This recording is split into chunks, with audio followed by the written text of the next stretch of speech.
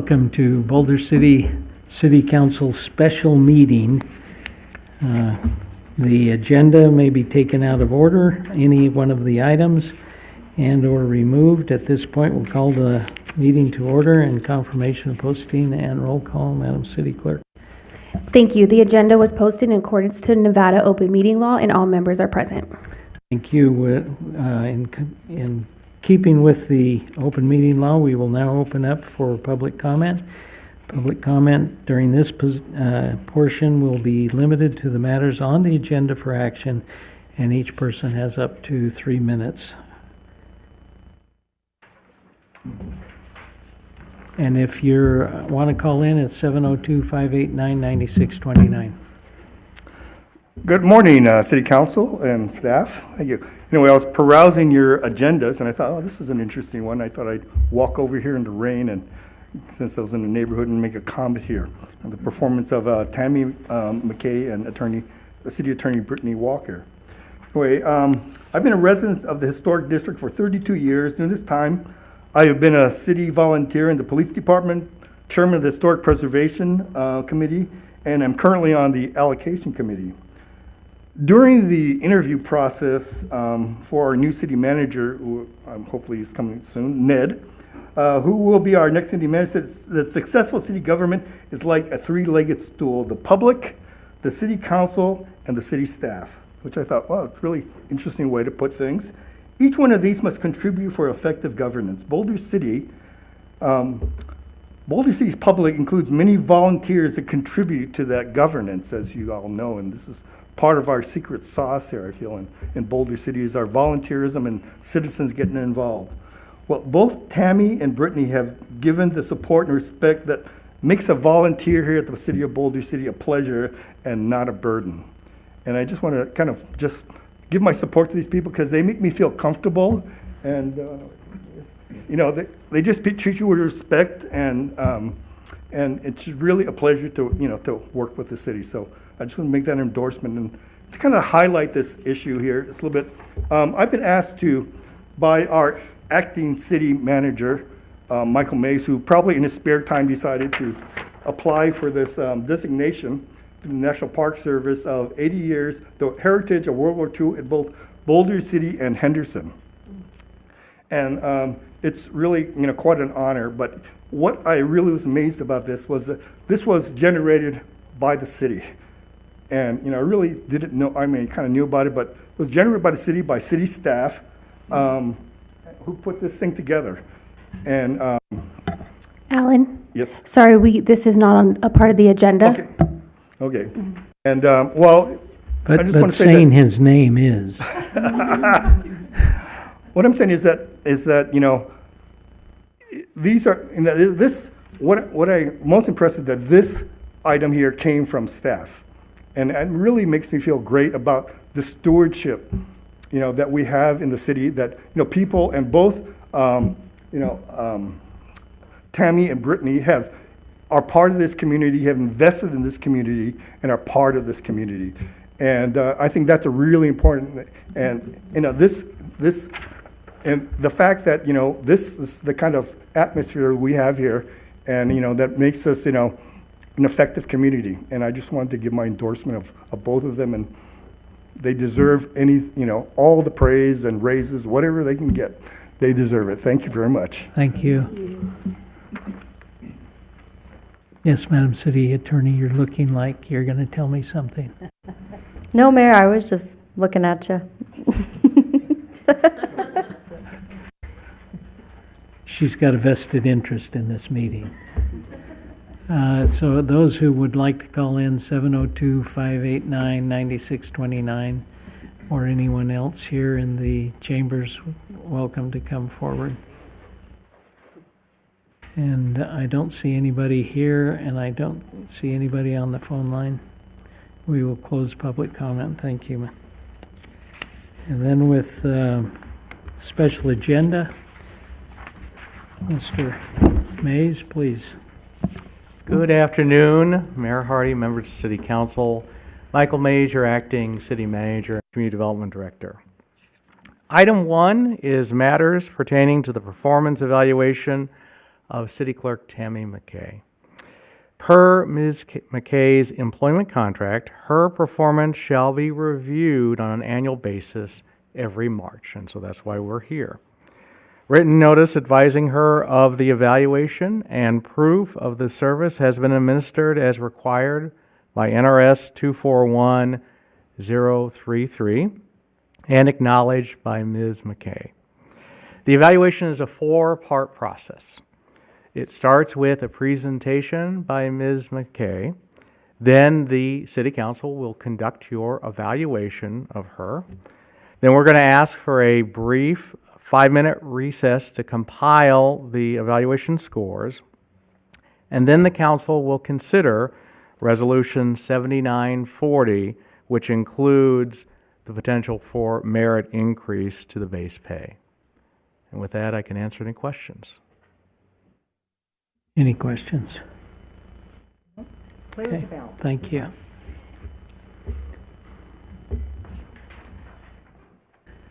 I think this is where we have a presentation.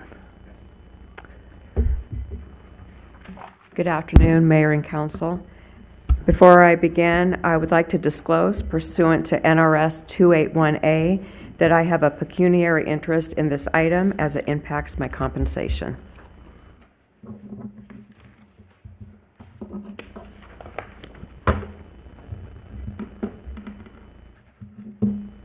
Again, for the record, I'm Tammy McKay, your city clerk, and I'm here to present my annual performance. City clerk staff. This picture, as you can see, is a picture of our staff from the year 2024.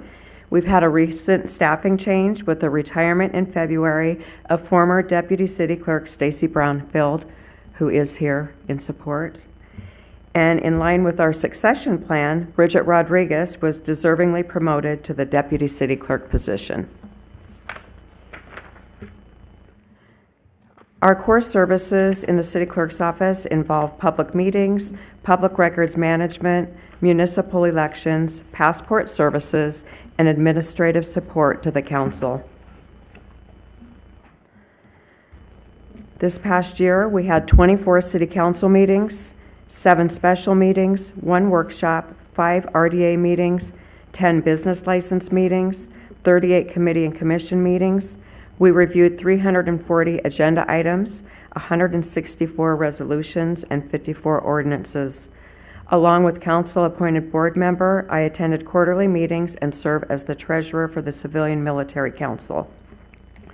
The city clerk staff participated with the communications team, Holly, Carly, and Lisa, to implement a picture-in-picture feature, which you can see here, that's used during presentations to allow the PowerPoint and the presenter to be seen simultaneously as we included the current agenda, and we included the current agenda item number at the bottom of the screen, so those viewers watching via live stream or on demand know which agenda item is being discussed.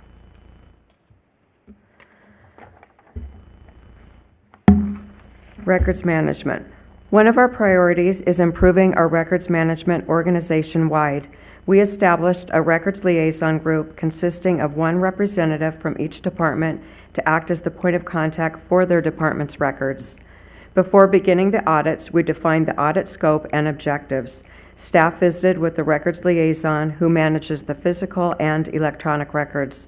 Staff performed a detailed review of their records, identified relevant records, determined if they were maintained in a physical and/or electronic format, where they're maintained, and assess them for compliance with retention policies.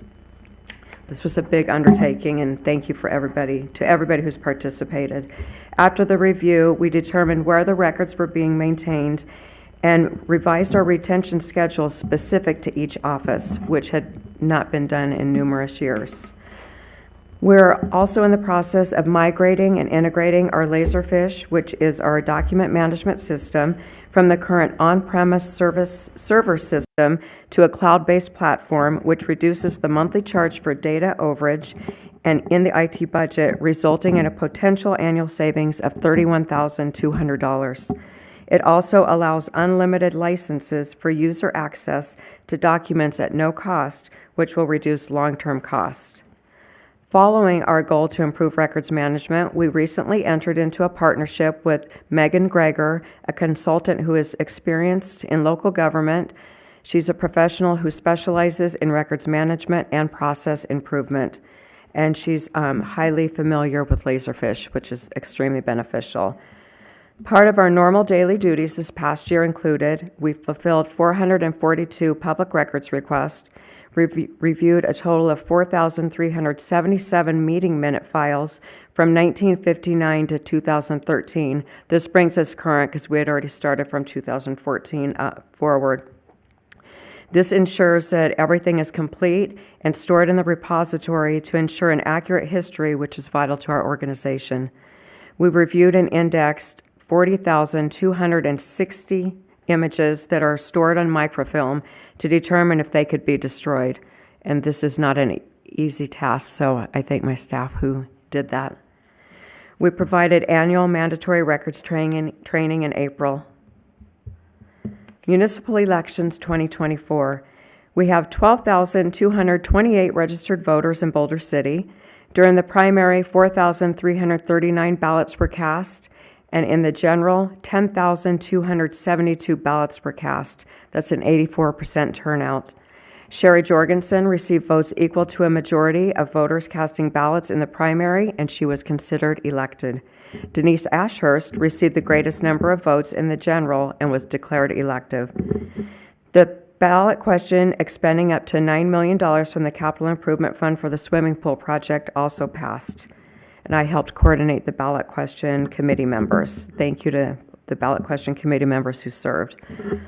A new process this year, Nevada Secretary of State implemented a new system allowing a candidate to file for candidacy online. After receiving feedback as a guide, they plan to implement needed modifications to be in line with our city charter requirements.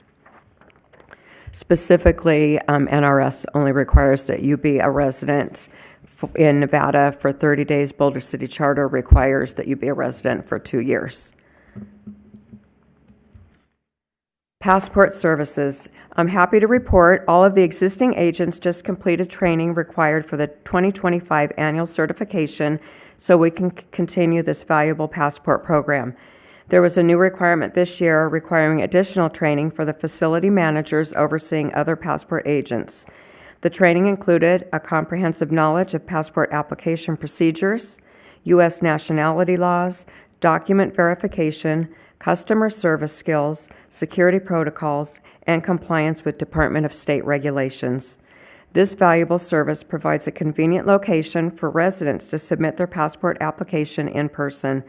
To date, all of the positive customer service surveys that we've received in the city clerk's office have been focused on their experience with our passport services.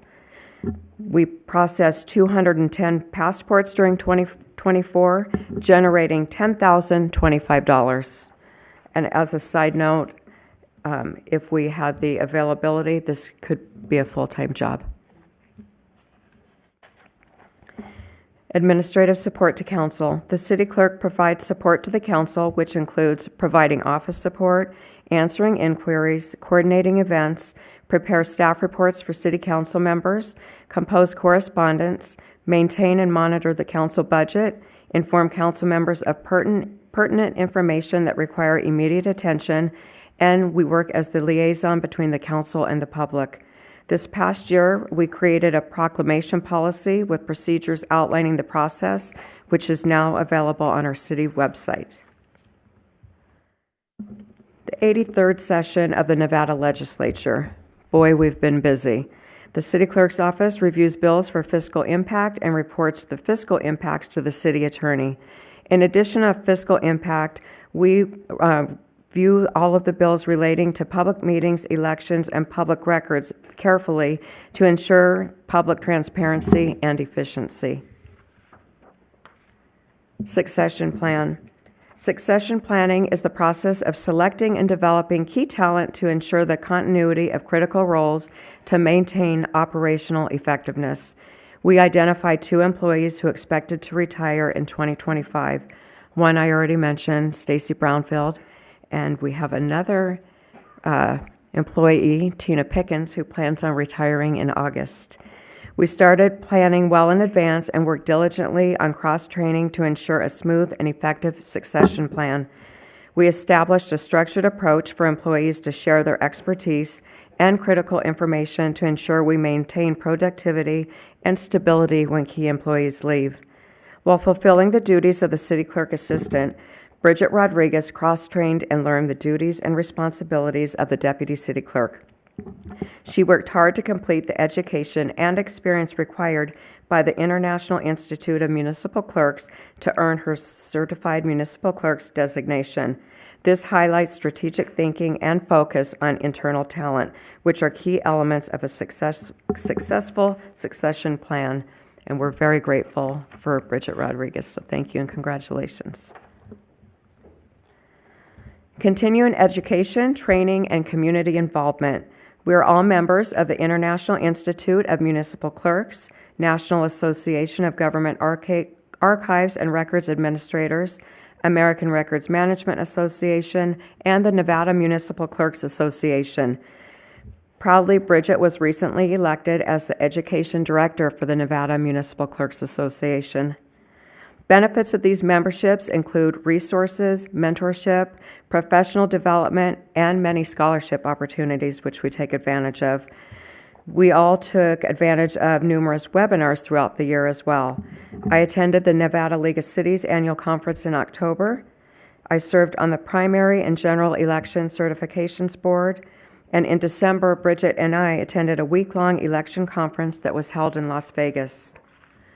Some of our community involvement included Stacy and Bridget participated in Career Day at Martha P. King, highlighting voting and passport services. We participated in Bring Your Child to Work Day and held an election for kids to vote for their favorite ice cream or cookie. Ice cream sandwiches won the election. Bridget and I participated yesterday in Reading Week at Martha P. King and read a story to a third grade class. And I've been asked to speak at the local chapter of the American Association of University Women next week. In addition, I serve on the Boulder City Museum and Historical Association Board of Directors.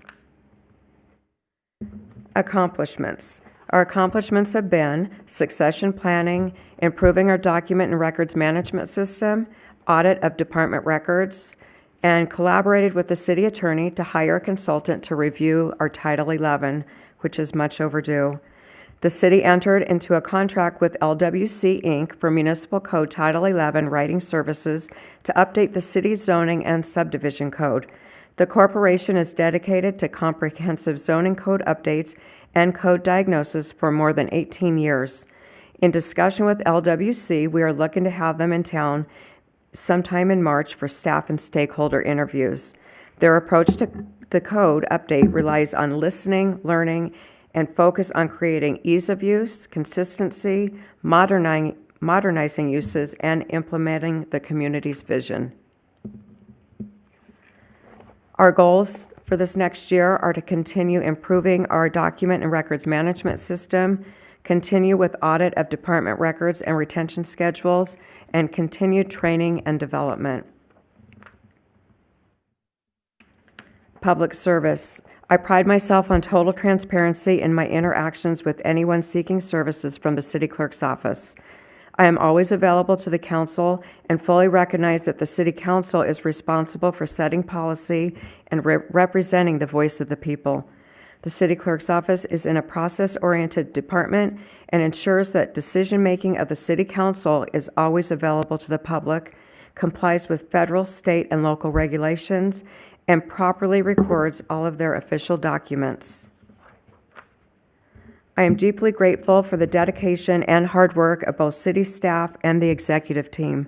Their commitment, collaboration, and leadership are truly appreciated, and I'm thankful for each of them.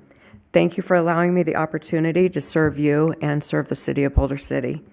I stand for any questions. Thank you. So we will move to, you've had the presentation, we'll move to B, the annual performance evaluation. And with that, questions, comments, or observations? Once I thought at this end. Okay.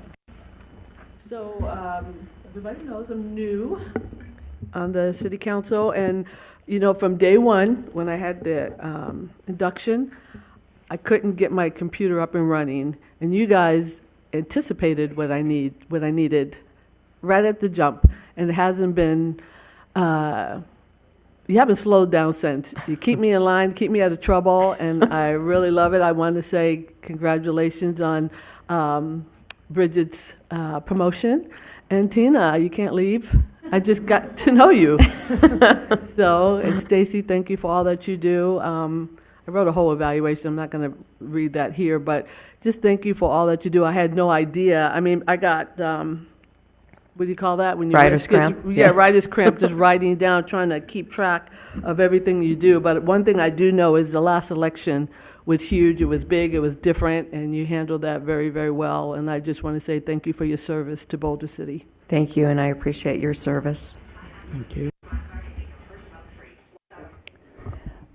I just wanted to comment that one of the things that I find over at the city clerk's office, and when you're over there and spending some time, you can listen what's going on. Everyone is so polite to the public and so helpful to the public. And even when somebody's grouching, they're still polite. And so I really appreciate, because customer service is so important because you represent the city. And I think that, so I take my hat off to you because your whole team is customer service orientated. You have one bad experience at the city and it's on Facebook and every other thing. So you guys eliminate problems by being kind to somebody that's maybe having a problem. And so I want to thank you for all your great customer service. And I think it's important that you've trained your team that way. You all work well together. Everybody seems to get along, and that's a nice thing too, I think, that you guys can work together and have that camaraderie. Thank you for recognizing that customer service is extremely important to us. Thank you. Thank you. Going down the line, first off, thank you. Clearly, you touch a lot of different areas in the city, not just records, elections, passports, you name it. I consider going to get a passport a little like DMV, but since we have it here, it's very nice and it's very easy. Out of those 200 plus, do we find people coming in from the valley to do passports here? Absolutely. Yeah, because of the And they ease. prefer it. That's a lot of our feedback. When they do come here, they just can't believe it's so easy and everybody's so friendly. So it's a great service, and you guys clearly have to take time to keep providing that service by being updated and keeping current. So thank you so much for that. Thank you so much for your succession plan, because really part of what happens in a community like a clerk's office is the vision from the top all the way down, right? And as you work with someone, say like Ms. McKay, who's lived in Boulder City her whole life and loves this community and has a passion about this community, that wears off or rubs off on you, and you start to have those same feelings. And as we move forward and you become whoever, I'm not saying, since congratulations, Bridget, for becoming Stacy, and Stacy for becoming retired and happy, and Tina for almost becoming happy. We will miss our the little things that they do for us behind the scenes that change, right? That make us as a council feel welcome. That you do our floats, buying all our treats to give out at the parades. Much to Michael's chagrin, even the candy canes that get smashed on the streets that he cleans up the day after. So, but it's those things too that matter. It's how you work with us. It's how you work with the public, and it's how you work with other groups within your division that make a difference. And one little last thing that shows just your attention to detail in your office. I know that you read at Nevada Reading Week. What book did you order so that you could read there?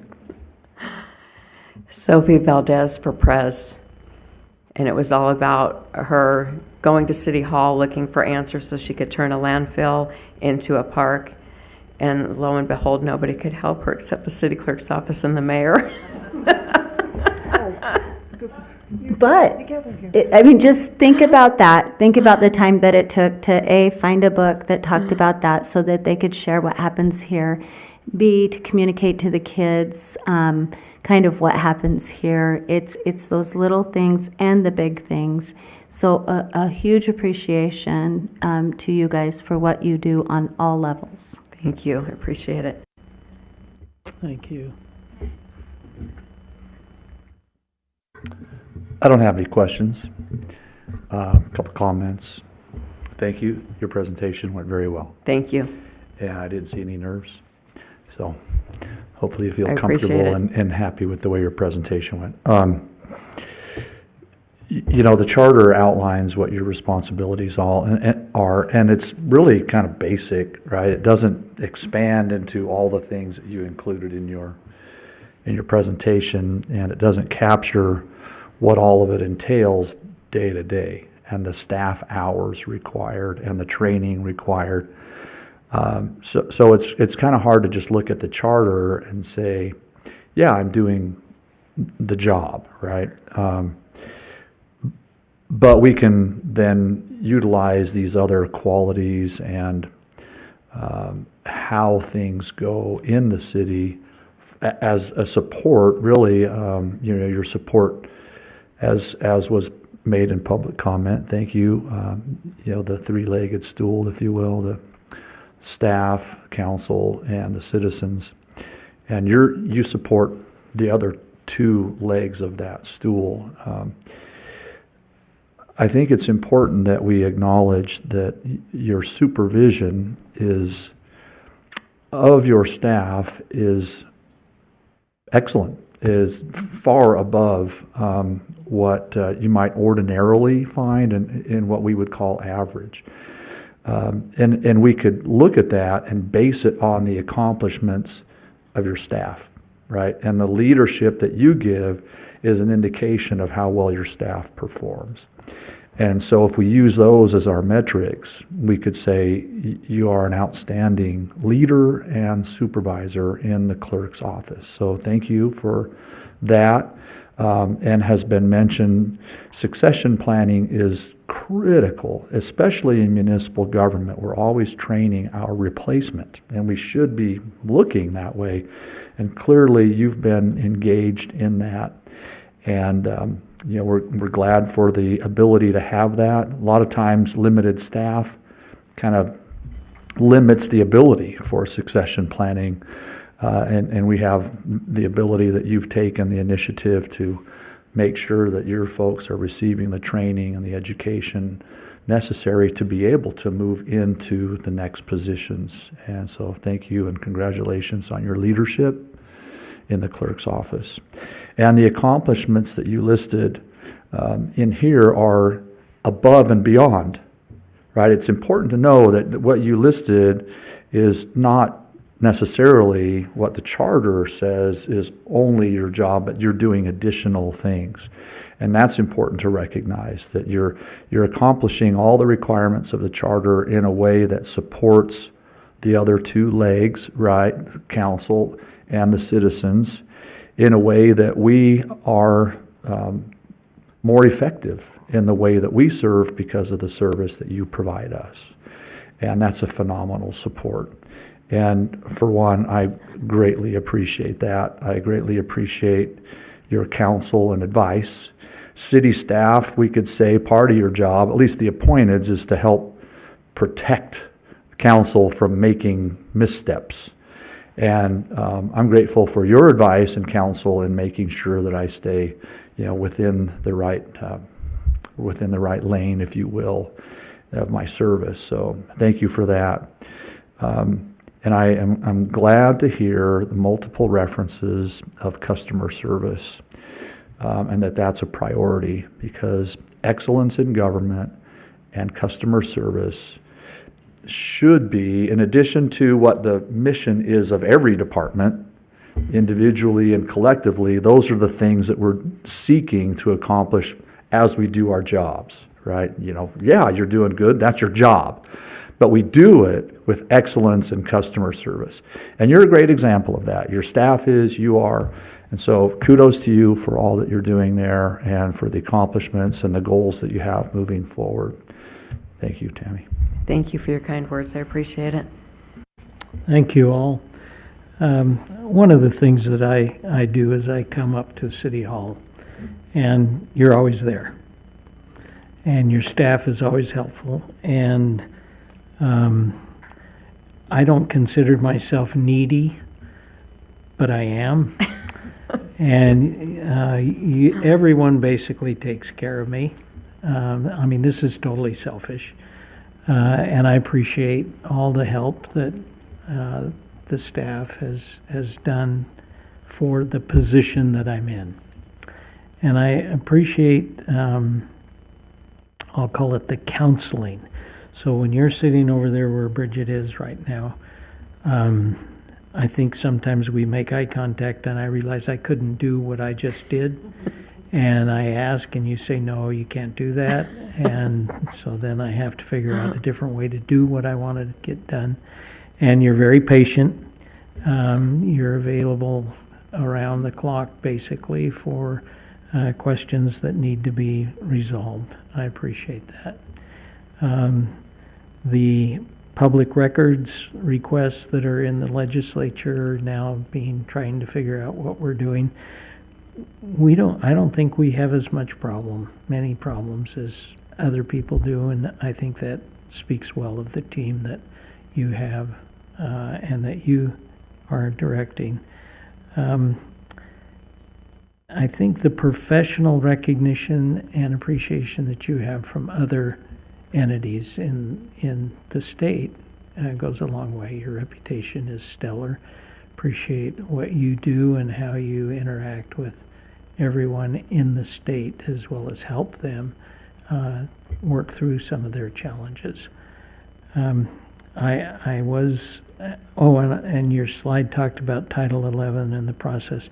I think that's huge, what you're trying to get done and biting off that big piece of the apple. I think that's real critical for us, and I think that you're recognizing that and putting that out for us to be clear and concise and be able to easily understand. And I can't imagine a better person to do that than you are doing it. And we will be a good example for other entities in the state as well. I am real curious, though, if you have a personal relationship with King George VI, to be able to get a quote from him. But I was impressed with the quote as well. I was too, thank you. Yeah. It's amazing the people you meet and the people you know.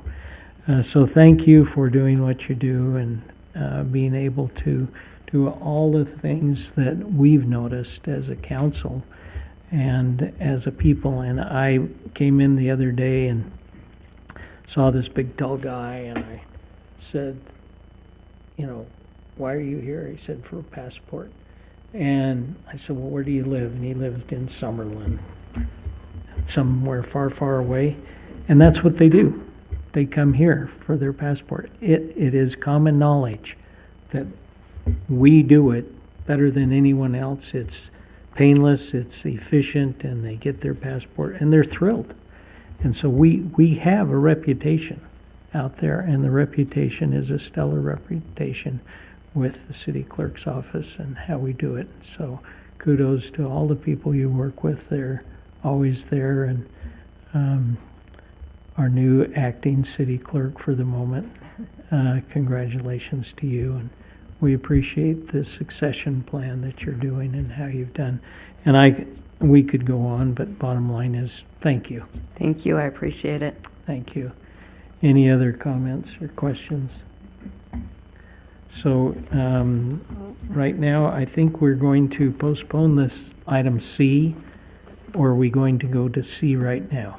So at this point, we would ask for a 5-minute break, so we can Okay. compile the scores and then come back. Yes. Okay, so we're going to take a 5-minute, not a 10.5-minute break, but a 5-minute break and come back and finish up with, we'll review when we come back everything else. Thank you.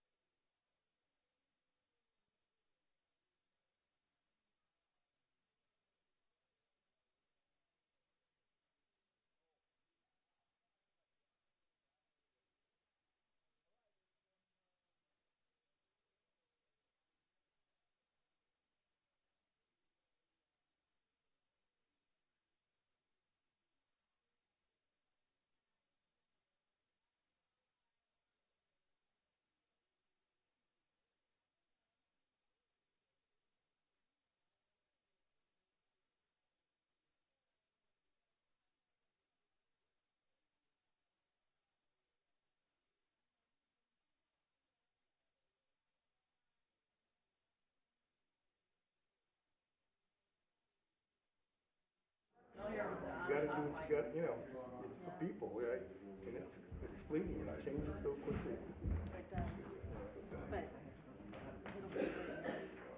You ready, Mayor? Go for it. Meeting come back to order. So, Mayor, the average score among the council members on Ms. McKay's evaluation is 4.78. And so what staff is looking for is consideration of Resolution 7940, which includes the base salary and whatever the council considers an appropriate merit increase. And so with that resolution, we would just be looking for consideration and the percentage increase. Okay. So council may want to say something about we should keep her employed. Yes. Yes.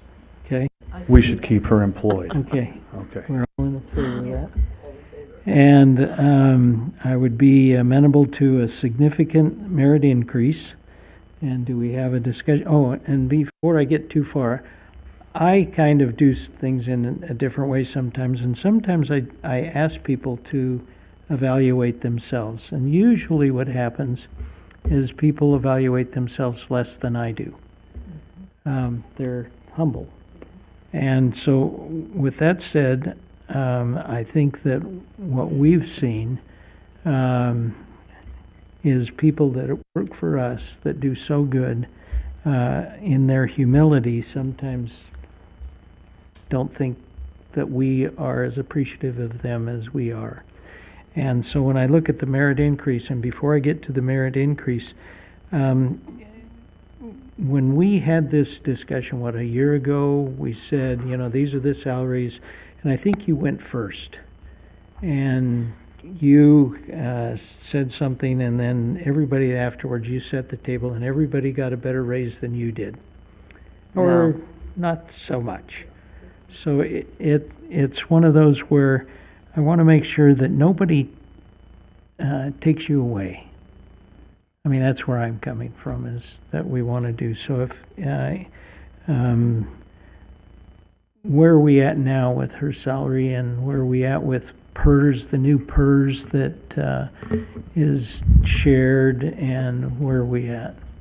So the base salary with the resolution is $157,013.48. In terms of PERS, we are looking at roughly 3% increase, and that is split between the employee and the city to cover that. Just for a matter of context, last year with Ms. McKay's evaluation, the council approved a 3% merit increase. Okay. And the increase in PERS, 1.5%, is now paid by the employee, and the city pays the other 1.5%. Correct. So the It's 1.5% of, It's actually 1.625% will be our, there you go again, Increased PERS teaching amount. us how it's accurate. I appreciate that. I mean, there you go. So bottom line is, if it's 1.62%, if I do my math correctly, that's almost $2,000 in the year that the person who's the employee would pay at that base salary before we do any consideration of a raise. So let me hear what the council members think would be a worthwhile raise. Can I ask some additional Go ahead. questions, please? Mhm. The range, please, the salary range? yes, so the salary range for city clerk is $130,000 to $199,681. What? It's 192,000. This came from HR. I'll say 192 then. And that comes from looking at all the city clerks in the Southern Nevada area or the world? This That is was- our class and yeah. comp listing, and that is the range for the city clerk and city attorney position is 130 to 191, 681. Okay, and that's us, not the world. Right, it was based in part on a class and compensation study that was done a couple of years ago, but it was set by the city council. Okay, Then my next question, thank you, is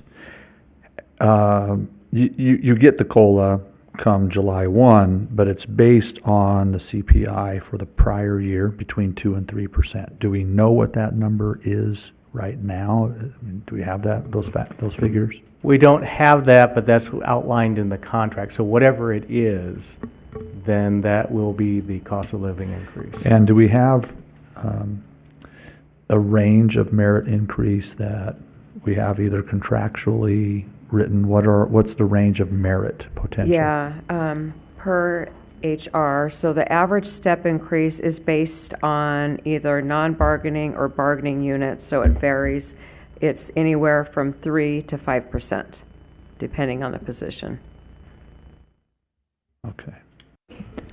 And just to clarify, those are step increases, and our contract does contemplate a merit increase. There was a percent cap of 6%, but now there's no percentage in Right. our contracts. Thank you.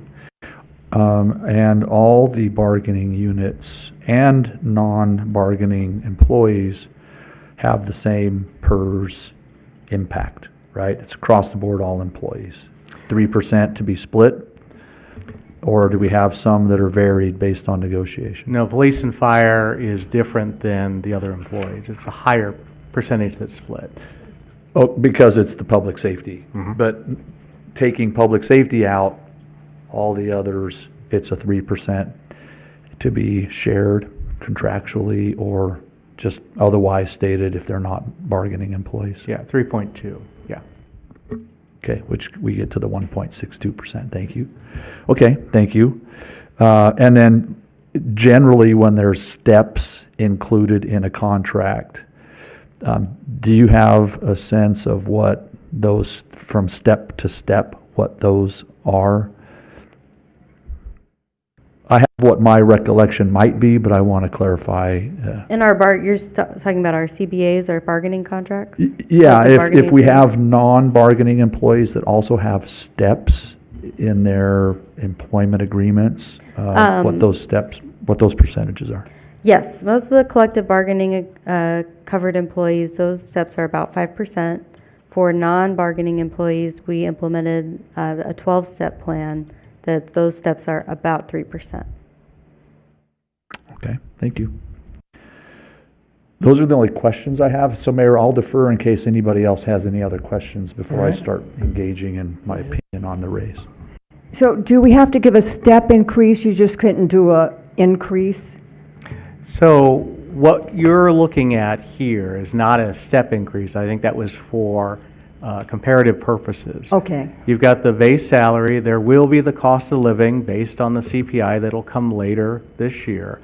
But what staff is looking for is what percentage merit increase you would add to the base salary. so we can only do merit, and the highest you can go is 5%, is that what you're saying? Those are just comparatives. It's up to the council as to what you want to provide in terms of a merit increase for the two appointed positions. Okay, so you could go 20% if you wanted, Yes. okay. Thank you, that was my question. other comments? So I'm not familiar with the scaling at all. Put your But microphone. Can you hear me? I'm sorry. But one question I had was about bonuses. Is a bonus different than a merit? Is that something that employees get in PERS that's separate from merit raises or COLA or base? Yeah, bonuses are something completely different. It's usually a one-time compensation to an individual. We don't have that. We have merit, we have step increases, so that, and cost of living increases. Okay, thank you. What was cost of living last year increase? Do you know? I don't know. Anybody else know what Cost the of living? was last Or, year? yeah, COLA Yeah. last year, percentage-wise. Is it pretty similar depending from year to year? We can ask finance and get back to you on that. Okay. Mayor, if there are no other questions, I'm comfortable starting our conversation with a 5% merit increase. How much did you say that was? The 5%, if I do my math, is $7,900 approximately. So A year? Bottom line, it's about $8,000 a year. So what I did is I took 157,000, 10% of that is 15,700, divided that by 2, and so that would be close to $8,000, and that's how I do math. I just think that it should be a little more than that. That's just my opinion. Because if we have an outstanding employee, we want to keep that outstanding employee. And I think double that amount would be more, because 7,000 in today's world doesn't go very far for a year's worth of work. So I think if that was doubled to a 10, then we're saying, yes, we appreciate your hard work and how you excel. That's just my opinion. So you're talking about a 10%, not a 10,000. And I'm very comfortable with that. I have another question on the city budget. Is there a certain amount that's budgeted for her position? I mean, what's the highest, what's the lows? Typically, we factor in cost of living and projection, because we don't know what that's final, and up to a 3% merit increase for all of the exempt employees. Exempt employees? Exempt employees. So employees that are not bargained employees, because they have their own agreements, and then that's also separate from non-bargaining units. Okay, thank you. So were you thinking 10% inclusive of COLA or on top of COLA? On top of. We're only talking merit. Okay. Yeah, COLA is separate and is already stipulated within their contracts to be whatever the CPI is. The PERS that would come out of a 1.6 of the 3%, the person would come up with 1.6%. So that PERS contribution increases with the increased salary, and so the person would be on the hook for more money the more money we do. So the person would come up with about 1.6% of their salary for the PERS contribution. Is that somewhat accurate? Mayor, can you restate that? So if the PERS contribution is shared 3%, shared the city and the person who's employed, that would be about 1.5 something, but it's a little more than 3, so it'd be about 1.6%. Yes, that's the employee contribution. Right. So whatever quote-unquote merit we give, the PERS contribution would go up percentage-wise with that. At the time of the PERS consideration, yes. Okay? All right, thank you. Other thoughts? I don't know that anybody appreciates the work that our city clerk does more than I do, maybe equally. I appreciate all that is done.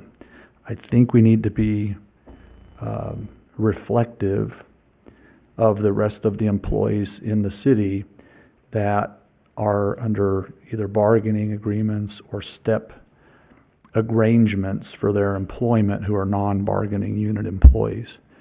I don't disagree that the value is certainly there for our city clerk, but if council has the latitude to go far beyond what is negotiated for the rest of the bargaining unit employees in the city, I think we begin to create the perception of imbalance and appreciation in a different way that may not be appropriate for the message we want to give to all the rest of the employees in the way that we appreciate everything that they do and the service that they do. I don't want to, keep the opportunity from our city clerk, and which is why I said start at 5%, because I think that's fair to say, in my opinion, that's a minimum starting point. I don't know that I could support going double that in consideration of the remainder of the employees who have bargained in good faith in their increases and salaries, and they all share in a similar fashion the PERS burden, if you will, or benefit. And so, I'm okay, flexing in there, but I don't know that in the consideration of the equity of the employees within the city, they all have their range, right? So the range reflects where our budget allows and where we feel their value can be within our budget constraints. But I think if we start handing out too big of a difference from our appointeds to the remainder of the employees, that will give me a little heartburn. So I'd like to say something, Mayor. Go ahead. My concern is that this is a salaried person, and there's a range that city clerks make, and she would still fall within that range. And I'm like with Dr. Hardy, because if you could make $25,000 more just going over the hill or going into Las Vegas, she's not that far away. So I personally think you don't want to have that person stolen away from you. And everybody's job has a value on it. And our city manager is going to be making more.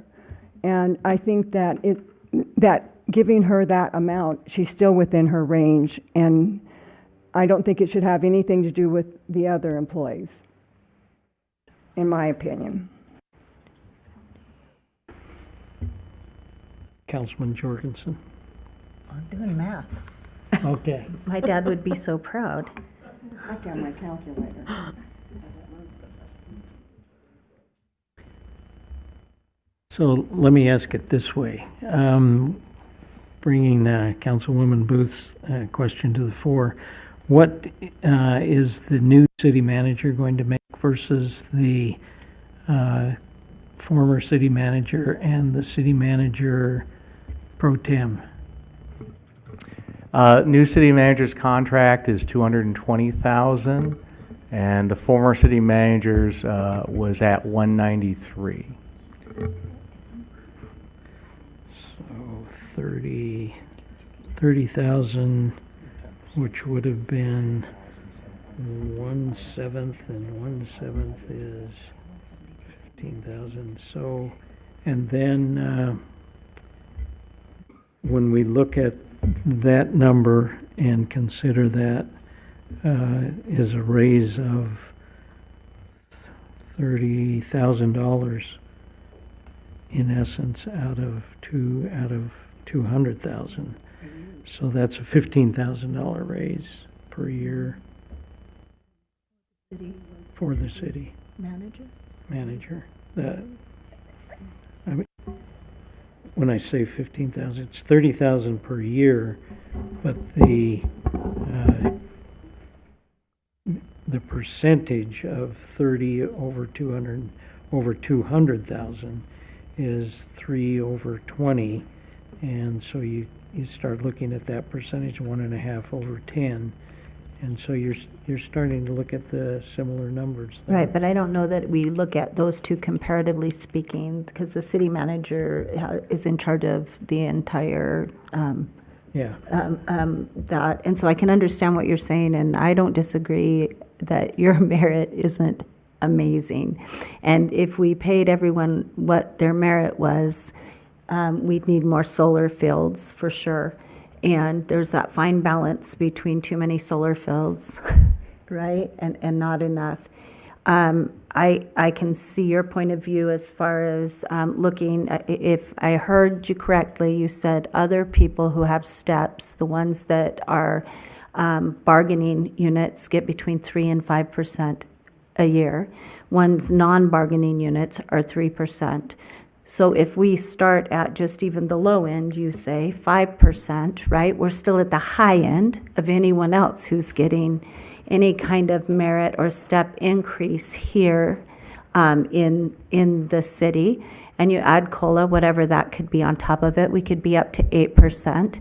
But if we wanted to add more on that, that's fine. I'm not also comfortable going a full 10 most likely, because I think that's basically double of what someone else is getting in, and there is, you do work with employees, and I'm sure you'll work just fine because you're wonderful that way.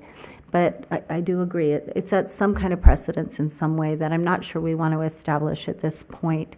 I'm uncomfortable comparing a new salary from a city manager coming into this, just because hiring him with some of the experience that he had coming in, and the salary where the old one was at based on kind of what was determined with the last council, is how that ended up where it was. So I'd just like to go back to you being at 157 right now, having to look at what that means as far as you getting your cost of living versus your merit too. And so I think 5 for me is the lowest I'd want to go, which is on the highest end of the merit. I wouldn't mind going a little above that. 10 is a little high for me. So are you closer to 75 or are you closer to 7? 7.5, is that what you're saying? 7.5 would be just good with me. Yeah, that'd probably be where I'd land. A 7.5 merit. Yeah. Are How do you want to weigh in at all on this? Or no? You just quietly want to sit since it's in your best interest? I have a question, if I can, because, like I said, I don't know the system as well. So if she's at 157.13 now, 7%, how much would that be rounded off in full numbers at 7.5%?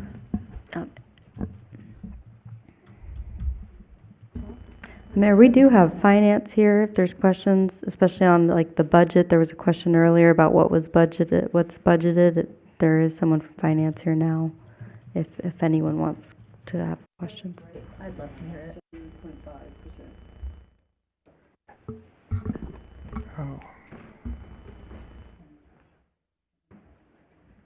So Angela, could you do some math? I hope so. Okay.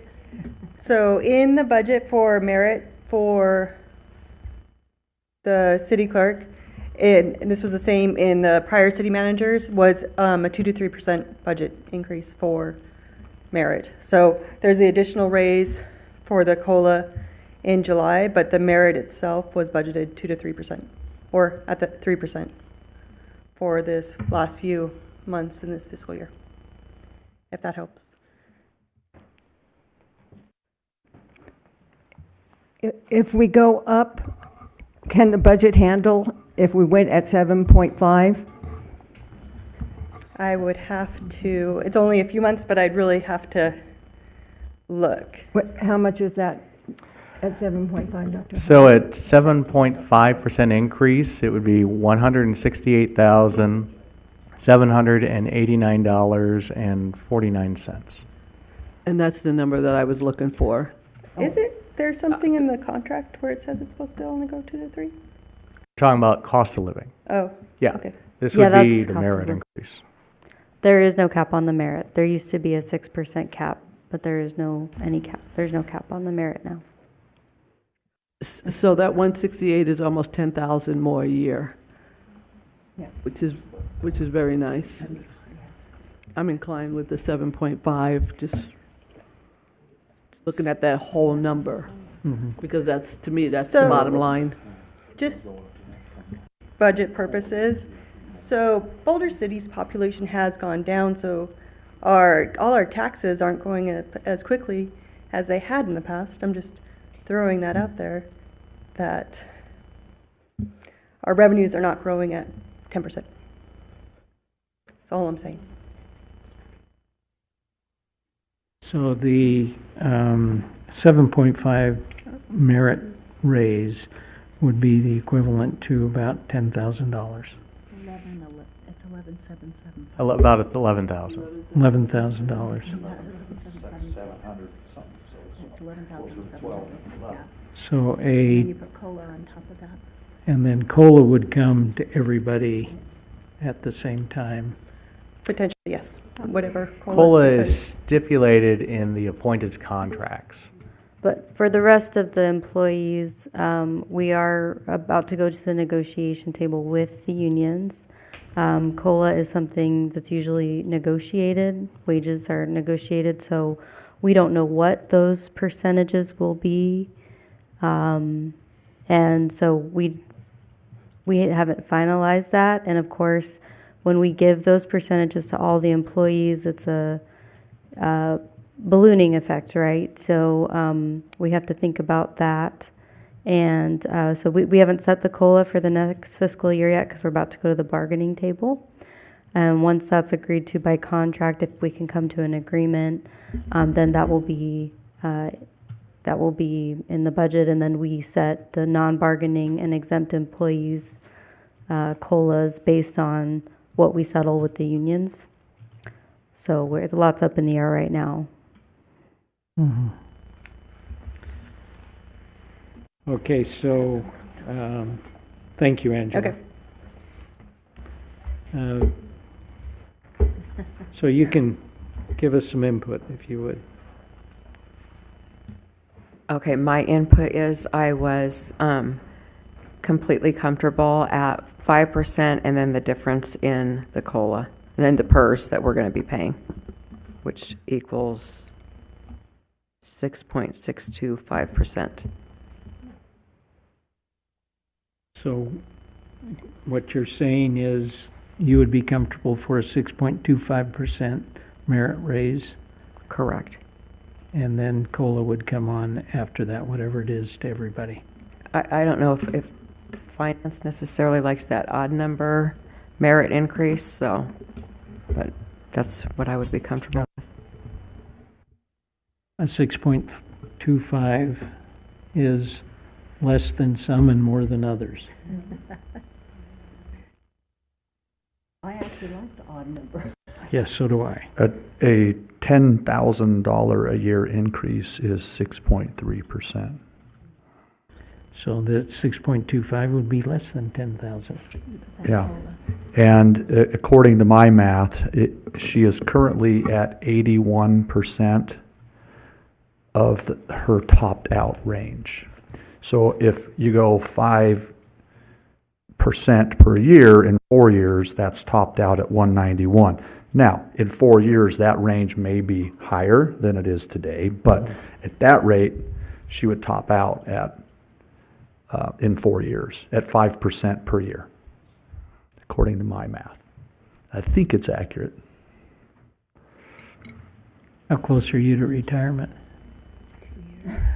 That depends. We beat her up or not? So, one of the, okay, let's compare I have apples. at least 3 years, so Yeah. we'll put it that way. Let's compare apples to apples. What is the city clerk making in someplace elsewhere? You mean in the surrounding valley? Right.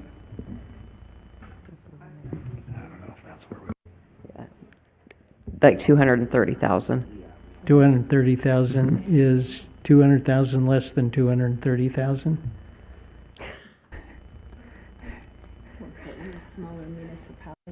Yeah. I was just gonna say, I think that's a smaller, like, you can't compare with Las Vegas, because they have 3 million people there. So that job is probably doing, I don't know, maybe 3 times as much as you do here.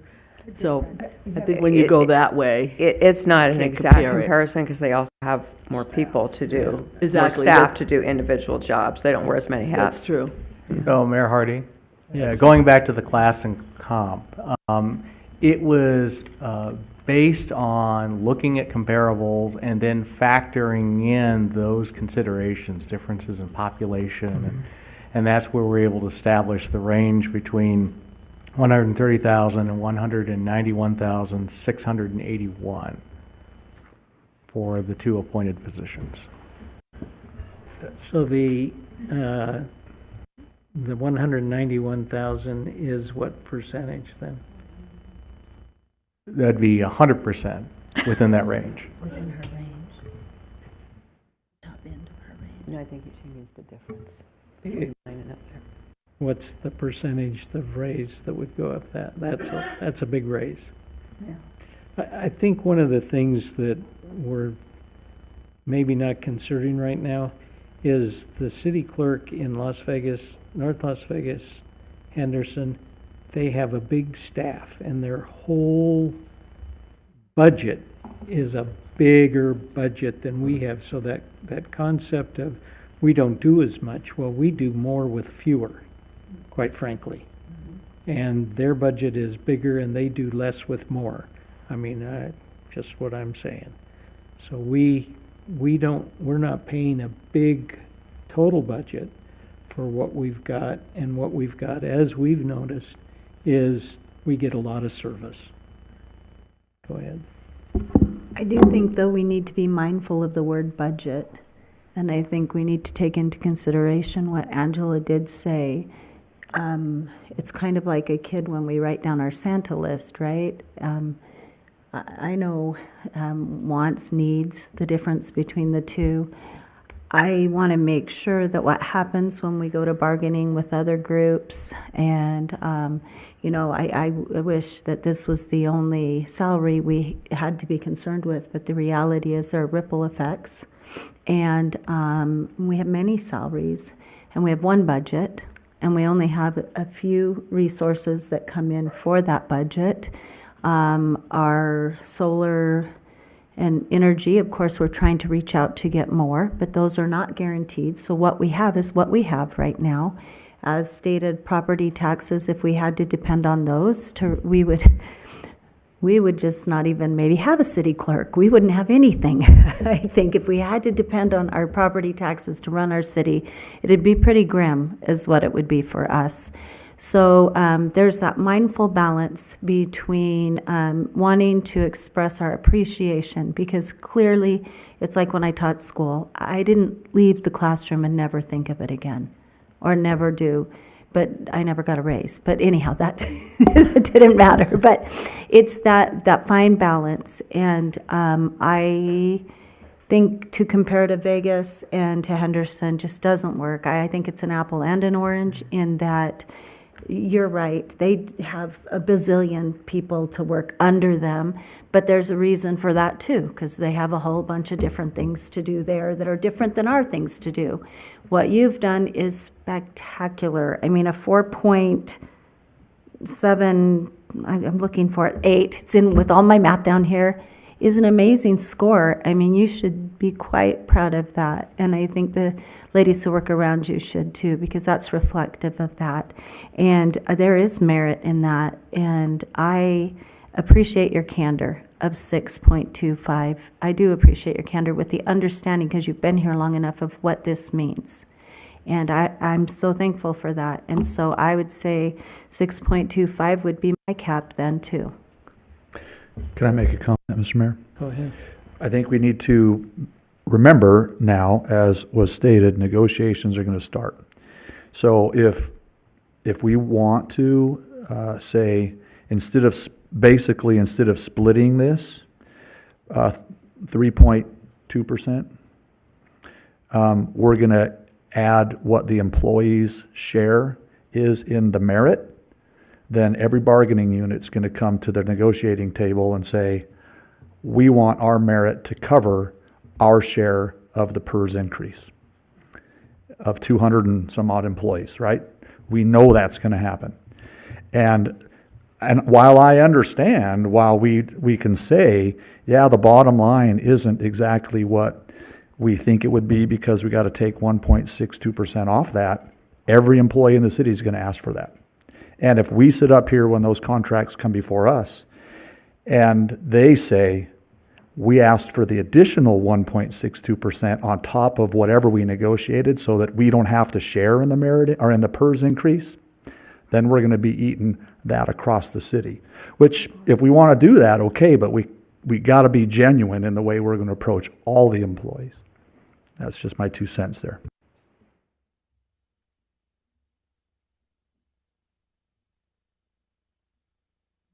I'm looking for consensus. I'm at 6.25.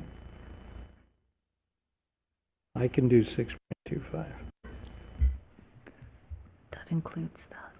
I don't know that we, I don't know that we can do that and in all good faith bargain with the rest of the city bargaining units and say you're going to get X and it doesn't include the share you got to pay to PERS.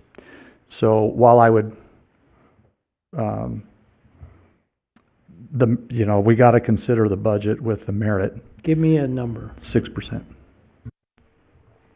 I can live with that. And that is merit, in my mind, merit only, not giving the share of the employee's contribution to the PERS increase.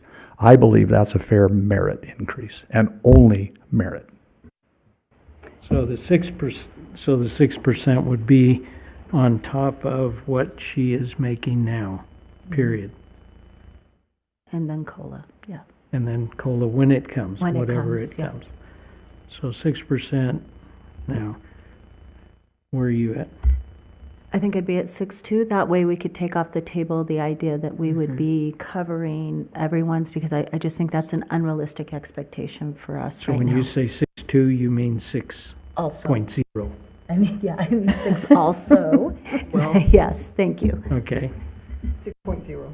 I'm good with Point that. zero, 6 point, where are you at? I'm at 6.2, but as well. She does a really good job. Like I said, I got writer's cramp just of all that what you do. This is 1 year we're talking, right? So we don't know what tomorrow brings. It may be less next year if things drop out the bucket, so I'm in agreement with 6.0. So I would accept a motion to give a merit increase of 6%. I'll make a motion of a merit increase of 6% on Resolution 7940. I'll second. Is there discussion? All those in favor say aye. Aye. Aye. All those opposed say nay. It is unanimous, the 6% merit increase. Thank you, I appreciate it. Thank you. Thank you all.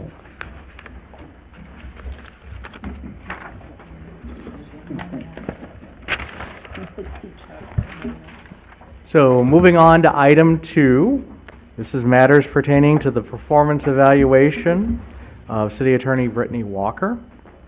Per Ms. Walker's employment contract, her performance shall be reviewed and measured by the council also annually in March. Written notice advising her of the evaluation and proof of service has been administered as required by NRS 241033 and acknowledged by Ms. Walker. We will have the same 4-step process with this evaluation, starting with her presentation, then the council evaluation, then we'll ask for a 5-minute break to score the results, and then council consideration of Resolution 7941. Thank you. Madam City Attorney. Good afternoon, Mayor and council members. I am pleased to present my annual report this afternoon. This period covers between March 20th and up to today. I'll start with an overview of my organizational chart. We have myself, the city attorney, and I also have one staff member, a paralegal, and then we use an independent contractor as a prosecutor to prosecute violations of our city ordinances, and misdemeanor state law offenses. Our prosecutor is currently an individual named Thomas Moskal. He served as a chief deputy district attorney in the Clark County DA's office for 7 years before joining us here in Boulder City. And he has continued our office's mission of providing timely and just prosecution of those accused of misdemeanor criminal violations. He also strives to use alternative sentencing where appropriate. One of our hallmark programs here at the city is our recovery court program.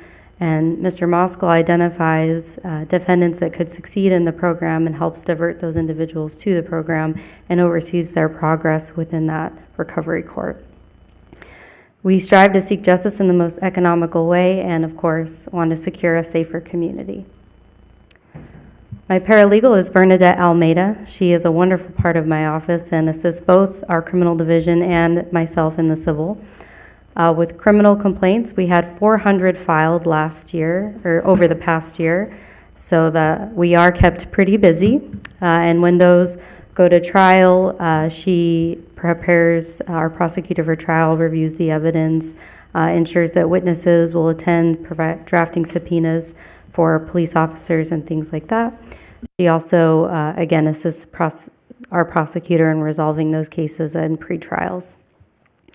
In the civil division, she assists myself with research projects. I often will ask her to look up ordinances in the other jurisdictions to see how we compare, and she prepares that research or other research projects for myself. She also prepares official correspondence, letters to agencies or letters to the public, and assists with public requests. We often get calls from the public seeking legal advice, and my office cannot provide that to the public as I am the attorney for the city, but we do have a long list of legal resources available, so she helps identify what their issue is and direct them to the correct legal resource.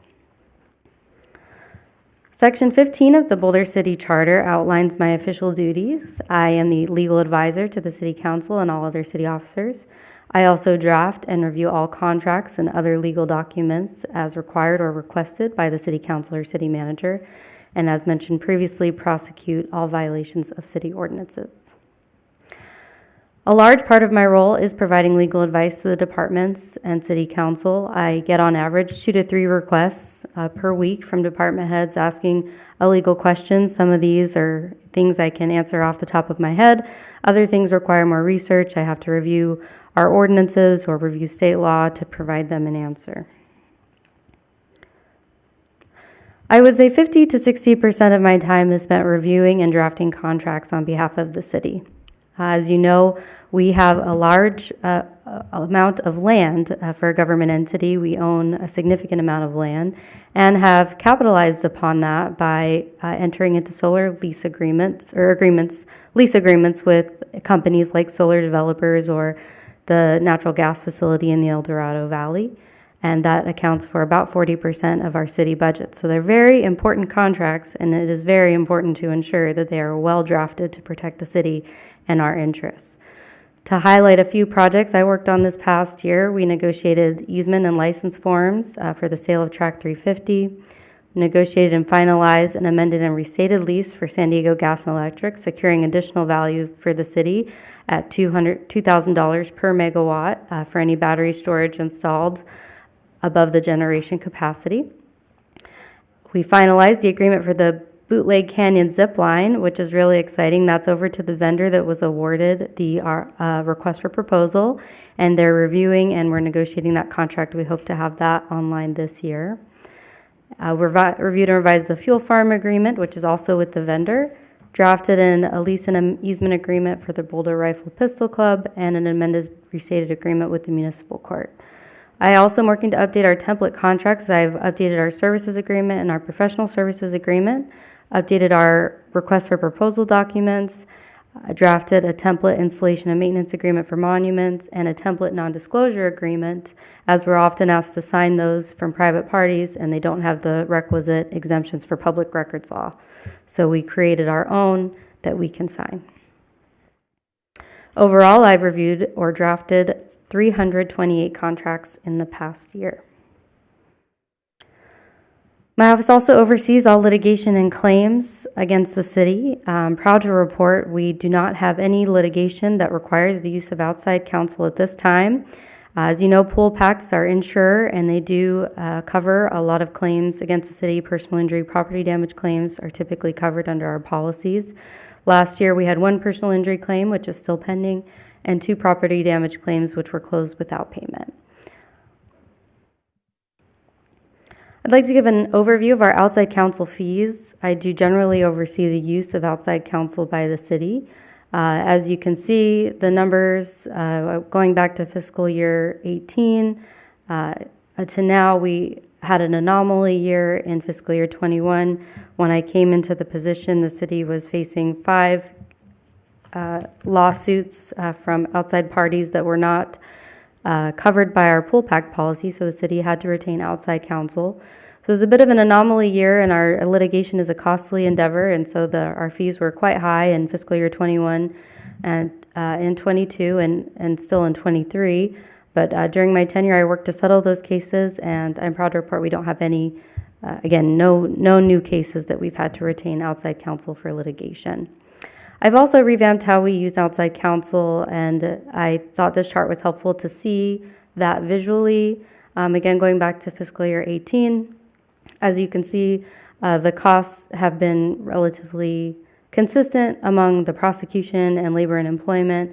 Of course, whenever we're in negotiations, we do require the use of a labor and employment attorney that the city's used for a number of years. And so those costs are there when we are in union negotiations. We went to arbitration with our electrical bargaining unit last year, so those are reflective in fiscal years 23 and 24. Additionally, when I came on, again, realizing the importance of our land contracts, I thought it was very important that we hire specialized real estate counsel with a specialization in energy contracts, because these are such niche areas. The council retained Sklar Williams as our real estate and energy attorney, and they do assist the city with those large and long-term contracts, and that spending is reflected there. Can I ask a question here, Mr. Mayor? The prosecution, the yellow bar, is that for our city prosecutor, Mr. Moskal, or is that in addition to for prosecutorial charges or fees? No, that is Mr. Moskal. Okay, Yeah, thank so you. prior to that, it was Gary Booker. Right. And yeah, so that is him. Thank you. And for future litigation, I've strived to reduce our costs ahead of time so that if we are sued again, some of the law firms that we had retained, had already retained when I came into the position, their hourly fees were anywhere from $400 to $800 an hour, and so that adds up very quickly. So I did a request for statement of qualifications, and we have 2 law firms that have agreed to represent the city and limit their costs to $220 an hour. So if we're ever involved in a large piece of litigation again, we do have outside counsel that can help reduce those costs to the city. Another part of my role is ordinance drafting and review. I've reviewed drafted 67 ordinances since March. Some highlights of ordinance updates completed are the fancier foster permit, animal licensing requiring microchipping upon impoundment or adoption, and of course the civil enforcement of animal control violations, which is currently being implemented. I'm also working on an anti-camping ordinance. Other jurisdictions in Southern Nevada have adopted one, and so I'm working on one for Boulder City. I already have a draft, and it's to staff for their review. So I hope to bring that later this year, very soon. I'm also working on revisions to our liquor license code, and one thing that is kind of nerdy, but a franchise ordinance, which would help us regulate public utilities within the public right-of-way. Our charter currently says that City Council may require a franchise agreement of any public utility in our public right-of-way, but we haven't done that for most of the public utilities. And it's especially important for small cell technologies, companies that want to attach poles to the city infrastructure. So I'm working on an ordinance that would require a franchise agreement to do that, that will give the city better control on where this infrastructure can be placed and what parameters they have to follow. It also has a monetary component charging for use of our city infrastructure per pole, or if there's city-owned fiber, we'd also get a fee for that. So the business impact statement is going to be going out next week. The ordinance is drafted and the franchise agreement is finalized, the template. So really excited about that. And of course, that still has to go to council. So that was just a preview. We'll be briefing you and bringing that later too. I also represented the city during the 2025 legislative session. I was proud to present alongside Mayor Hardy to the Assembly and Senate Committees on Government Affairs and let them know about our unique and charming little community here, and also presented Assembly Bill 27 to Assembly Government Affairs a couple of weeks ago, which is working its way along the process. I also triage, review, and track all proposed legislation at the state level. So I do the cursory review, assign it to the department. The department will write a summary and impact statement and forward that to me for tracking. Just an overview of my accomplishments this year: provided year-round legal advice and guidance to the acting city manager, city clerk, and department heads. I drafted the explanation and digest for the swimming pool ballot question that recently passed, approving an additional $9 million towards our pool project. Assisted with finding a solution for the Shaper Golf change in ownership, and represented Boulder City in discussions and negotiations with regional partners and our city lessees, ensuring our interests were protected and securing additional value for the city, an additional $2,000 per megawatt of battery storage installed at 2 projects. Also finalized and brought forward to council amended and restated ground leases for hangars at the Boulder City Municipal Airport for all but one hangar, which is currently in mitigating some compliance issues. And of course, a very important part of my job is making sure I'm staying up to date on developments in municipal law. I accomplish that by reading the relevant cases and laws that are proposed, but also by keeping in touch with my fellow legal community across the state. We have an annual government attorneys conference that we do in Tahoe each year that provides presentations on all areas of government law and provides me all of my continuing legal education credits, all for, I believe the registration fee is $50. So it's a pretty great value. And then I attend quarterly meetings with the other local government attorneys and stay abreast of issues facing Southern Nevada. And we certainly keep in communication to ensure that we are communicating and addressing things consistently. We like to take a regional approach, and of course, with council's approval, but making sure that we are all communicating and addressing things consistently. I also volunteer in the community. I volunteered at Art in the Park this year. I live here with my 3.5-year-old, and we love attending all the Boulder City events, the tree lighting, the parades.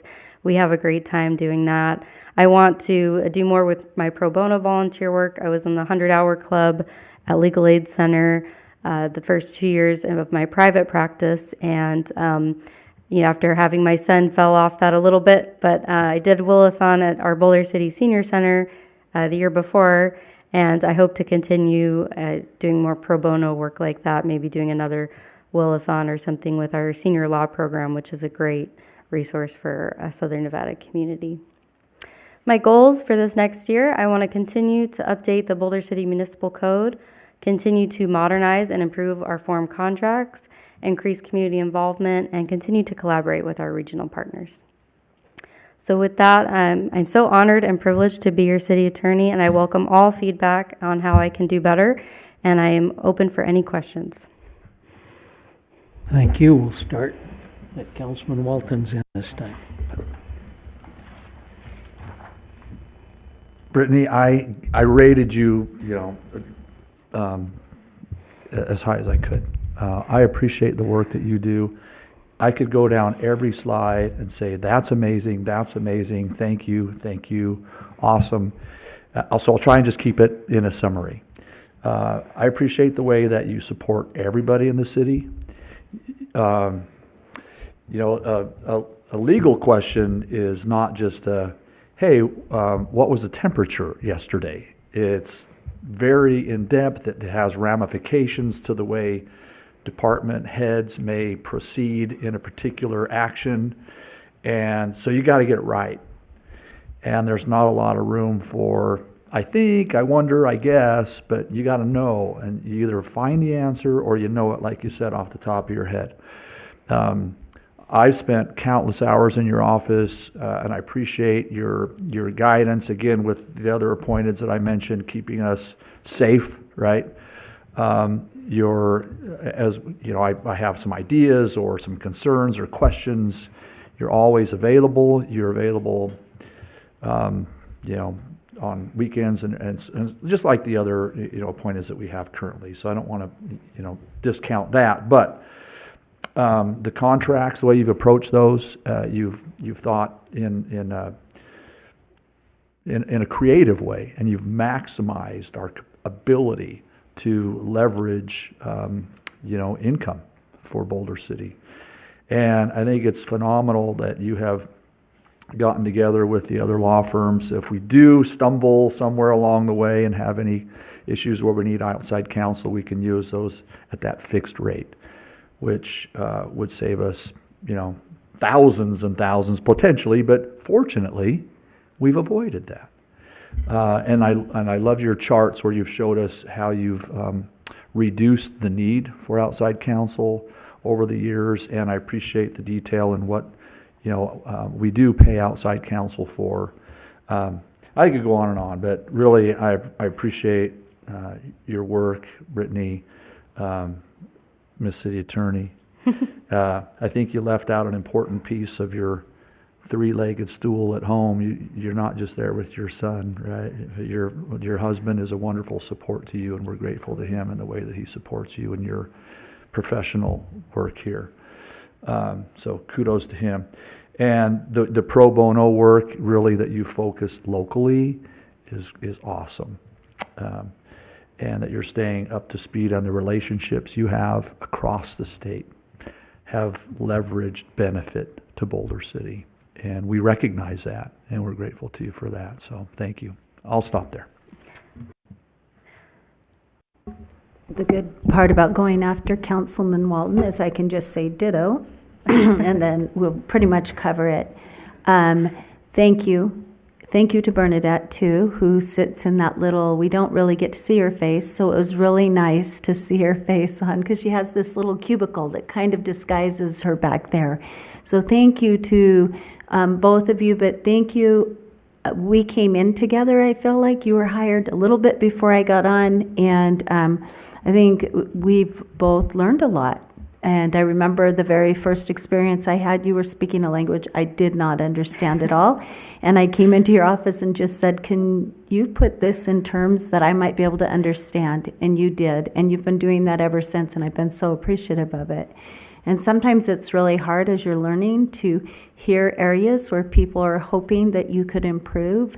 But I see that you've been so receptive to that, and I've watched you really flourish under that and decide to take it seriously and dig in and be a self-starter as far as looking for ways to help the city to both negotiate contracts that are in our best interest, financially speaking. I think that's fantastic, and I'm so appreciative of that. And also to saving us money, going out to look for outside counsel that is less, recognizing that $800 an hour versus $200 an hour is significant. And so I'm so appreciative of that.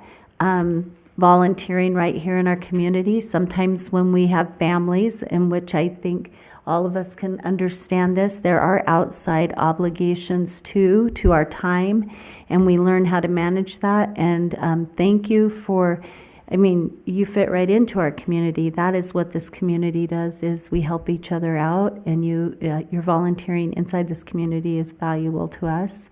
So I just wanted to say thank you for everything that you're doing, and you've, in my opinion, flowered in this, this position over time as I've watched you. Thank you. Thank you. Councilman Booth. Unfortunately, I haven't had the same experience, and I've shared with Brittany.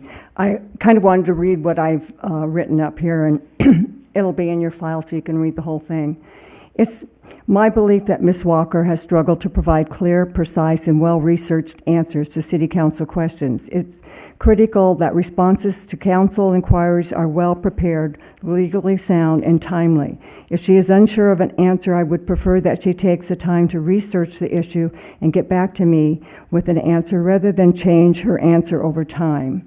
Additionally, I believe my attorney-client relationship with Ms. Walker has been compromised after I questioned some of her responses to various issues with the spay-neuter age. She brought in a third party to our meeting, and this is troublesome given the potential for protected conversation to lose their privilege without my consent. She drafted a response to my concerns that was inaccurate and embellished to her favor. Additionally, it was brought to my attention that her decision with the former animal control supervisor was disrespectful, and she was dismissive of her professional opinion. One of the primary responsibilities of the city attorney is to oversee and maintain long-standing city contracts. However, during this review period, there's been instances where key contracts lapsed, were poorly renegotiated, or were not properly maintained. It is my belief that this has resulted in operational disturbances and potential financial liabilities for the city. Stronger oversight and proactive contract management are necessary to ensure stability and compliance. Specifically, the contract with Boulder City Disposal and MOU with Clark County for the Justice Court services. It's my understanding that the MOU with the county was reviewed without discussion with the city council or the current municipal court judge because the building is city-owned and city entered into. Given the fact that we just had an election and a new justice of the peace was elected for the county, I believe it would be important to reevaluate that contract and discuss it with the parties and pertinent issues that may need to be addressed. Instead, Ms. Walker unilaterally approved the contract. And I'll let you read the rest that I have here when you read your file. But I unfortunately, I just haven't had what I felt was sound advice, and you've had to come back with me with a changed answer. So that's what I have to say. Thank you. Ms. Walker, I'm going to read my response as well. During my initial meetings with the city staff, I met with you and our initial briefing, and you showed me that you was a serious and dedicated person who is comfortable in her position. I felt that you were very knowledgeable and your wisdom was beyond your years. In my short time on the council, I've had the need for your counsel where you have steered me in the right direction from misunderstanding and conflicts of interest that I would have been in. You steered me the right way. You also keep the council briefed on the needs to know in the legal realm of things, and I appreciate that. You displayed your professionalism and kindness when I was watching you on the legislative on TV up at the Reno, and you did a good job just representing Boulder City. It's evident that you are a professional who has served Boulder City for over the few years that you have. I don't know how many years you have been here, but it seems like for the most part you have served Boulder City well, and you should be respectfully compensated for that. Thank you. Thank you. So, from my standpoint, I look at the advice that you give me and have been very helpful. And again, it's one of those where you sit over there and you say, no, you can't do that. And so you're keeping me out of jail, which is one of my goals in life. I really appreciated how you are able to testify in the legislature. That's near and dear to my heart, and how you're able to have relationships there that still exist, and I think that's invaluable for us. I am grateful that you have been proactive in advancing the bargaining. I'm grateful for the they talk about you being year-round, but you're here every day. I mean, I come into the office and you have an open door policy, and I walk in and you then teach me and make sure that I'm on the right track. I am looking forward to the Title 11 Municipal Code clarifications. I was impressed when you were at the podium like you are now and you looked up something and then told us what it was, and that takes a certain skill in order to be able to find those things out very quickly. I think I was very impressed with you from the get-go when you were a young city attorney and you told the powers to be, I think you actually used the word no, and said, no, I've consulted with the other city attorneys and confirmed that, and then you filled in the blank. And I think that's so valuable. And a thing that we do is talk to other people who have had experiences that may be different than ours or more than ours. And so I've been impressed with the ability that you have to ask and to be interested in how you do it. I'm grateful that you're able to bargain in advance with, and I'm grateful that you've been able to look for new franchise opportunities. And so I am thrilled that you're our city attorney. I want you to continue to be our city attorney, and thank you. Thank you, Mayor. Any other comments? We will now take a 5-minute recess. Thank you.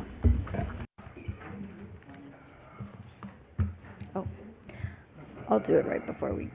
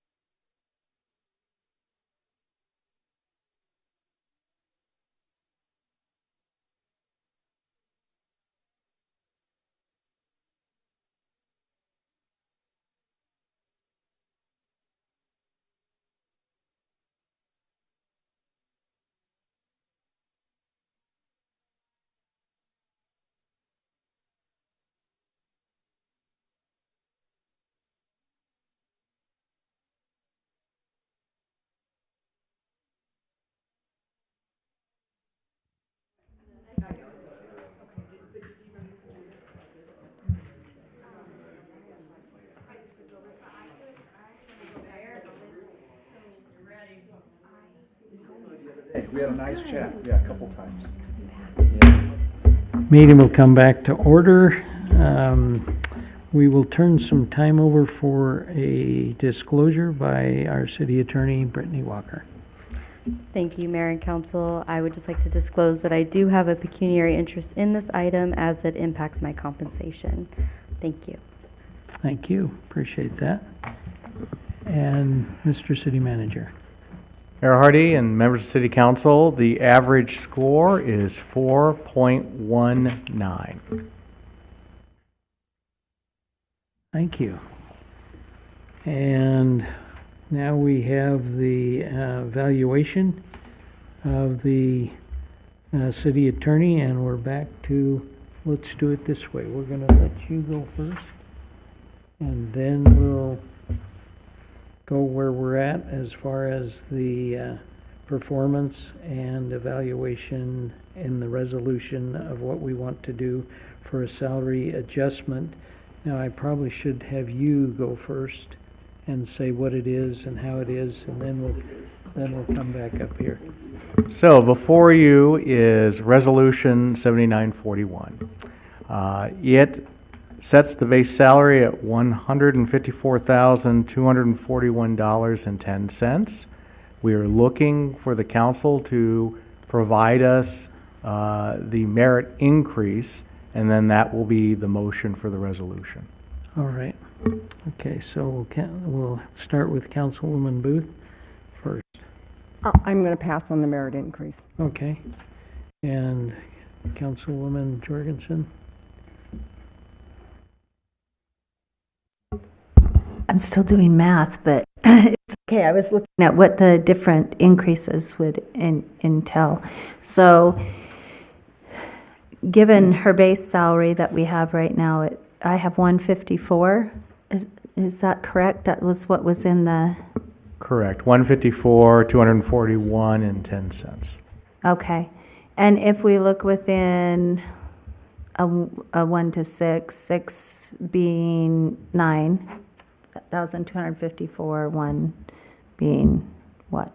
1,500. Merit-based.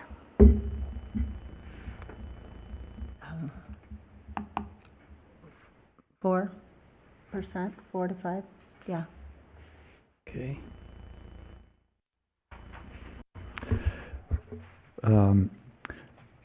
I believe that the performance of our city attorney is as high as, in my view, as high as that of our city clerk, who we recently talked at length about the percentage increase. I am absolutely comfortable in a merit increase of 6% for our city attorney. Okay.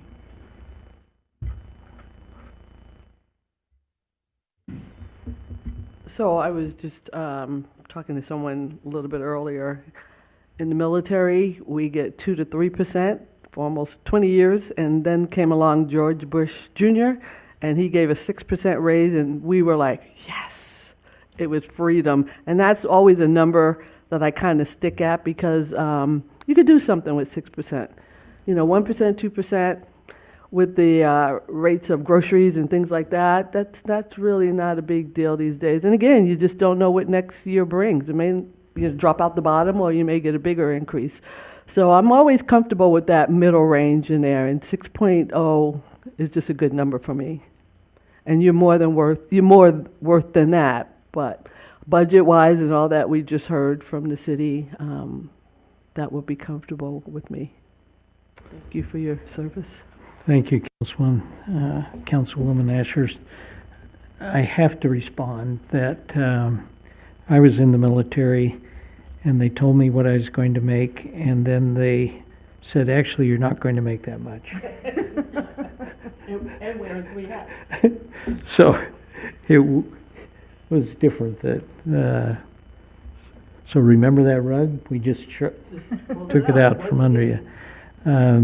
So knowing what my perception is and what I feel very comfortable with 6%. And if we averaged everybody out, I could get my calculator out and I could say 0 plus 5 plus 6 plus 6 plus 6 would be 18, and 5 would be 23, and that would be so what would the average of those be? It would be closer to 5.1 or 5.2 or something like that. How does the council feel? I'll make a motion to approve a 6% increase for our city attorney. I'll Sir, second that. moved and seconded for 6% raise discussion.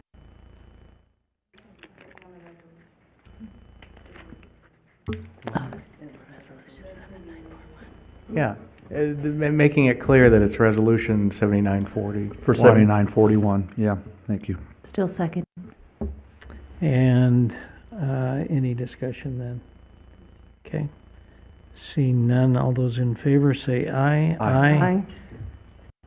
And that was unanimous. Thank you. And that leads us to public comment.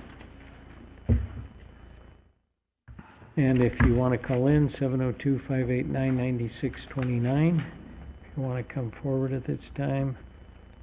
Is there anybody on the phone? Seeing nobody on the phone, nobody here that would like to come forward, we will close public comment and the meeting is adjourned. Thank you. We did it.